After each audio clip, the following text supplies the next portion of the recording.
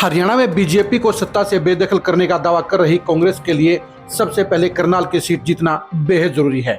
Karnal CM city है और इस 2014 और 2019 में लगातार 2 बार खट्टर साहब यहां से सीएम बने और नए सीएम भी नायब सैनी का यही बाई इलेक्शन में जीत का सेहरा बंधा।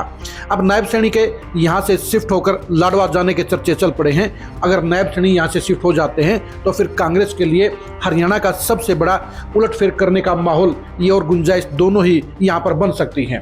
करनाल सीट पर इस बार 23 लोगों ने कांग्रेस की टिकट के लिए अप्लाई किया है, लेकिन इन 23 लोगों में से 6 लोग ऐसे हैं जिन्हें हम सीरियस कैंडिडेट मान सकते हैं।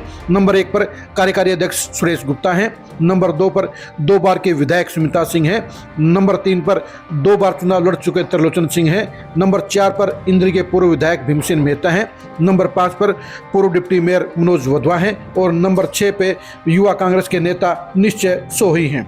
लेकिन कांग्रेस के लिए दिक्कत यह है कि वो 5 पंगों में फंस गई है, यानी कांग्रेस के लिए दिक्कतें पैदा हो गई हैं। कांग्रेस के लिए ये 6 दावेदारों की छटनी करना और 6 दावेदारों में से एक को टिकट देना आसान नहीं होगा। जाहिर सी बात है 5 पंगे कांग्रेस के रास्ते की बड़ी रुकावट बनते नजर आ रहे हैं। सबसे पहले हम बात करते हैं सुरेश गुप्ता की। सुरेश गुप्ता कार्यकारी अध्यक्ष हैं, लेकिन भूपेंद्र हुड्डा किसी भी सूरत में सुरेश गुप्ता को टिकट नहीं दिलवाना चाहते और इसलिए 3/4 कांग्रेसियों को उन्होंने सुरेश गुप्ता के खिलाफ लामबंद कर दिया है, खड़े कर दिया है। इसलिए उनको टिकट मिलने की गुंजाइश नहीं के बराबर है।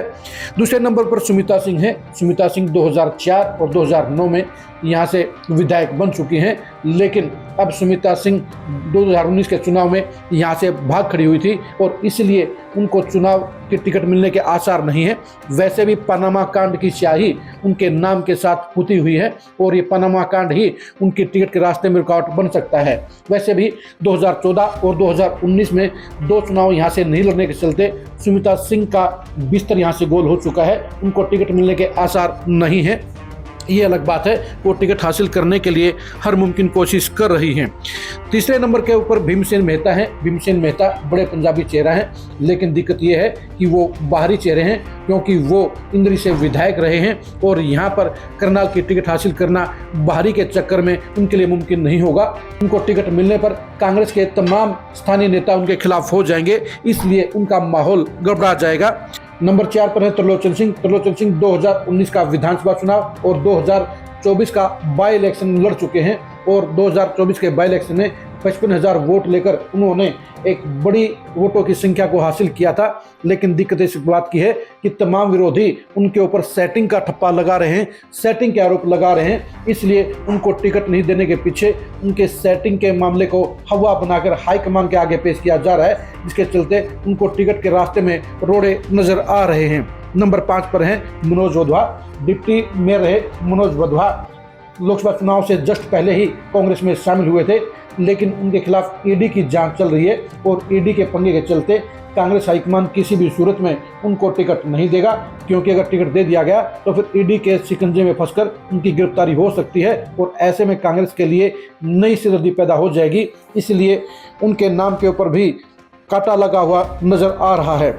छठे दावेदार है निश्चय सोही। निश्चय सोही युवा कांग्रेस के जिलाध्यक्ष रहे हैं और वो कांग्रेस के उन पंजाबी चेहरों में शामिल हैं जिनका शहर में अपना रसूख है, जिनकी व्यापारी वर्ग में अच्छी पैठ है और उनका कोई भी विरोधी नहीं है।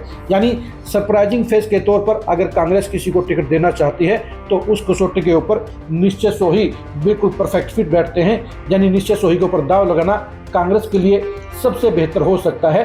कांग्रेस को ऐसा चेहरा चाहिए जो पंजाबी वोटरों का सबसे ज़्यादा हिस्सा बीजेपी से छीनने का काम कर सके, क्योंकि जब तक पंजाबी वोट बैंक बीजेपी के साथ खड़ा रहेगा तब तक कांग्रेस के लिए ये सीट छीनना आसान नहीं होगा और इस लक्ष्य को हासिल करने में निश्चय सोही ही सबसे आगे नजर आते हैं। अगर निश्चय सोही का नंबर नहीं पड़ता है तो उन कंडीशन के अंदर त्रिलोचन सिंह का भी टिकट पर हक बनता है, क्योंकि त्रिलोचन सिंह लगातार 2 चुनाव विपरीत हालात में लड़े हैं, बड़ी चुनौतियों के बीच में लड़े हैं, तो ऐसे में उनकी टिकट का दावा भी बेहद मजबूत बनता है। देखने की बात यही है कि कांग्रेस हाईकमान इन 6 दावेदारों में से किसके नाम पर फैसला करता है, किसके नाम को हरी झंडी दिखाता है और करनाल की सबसे इम्पोर्टेंट सीट के ऊपर वो कितना असरदार चेहरा उतारता है।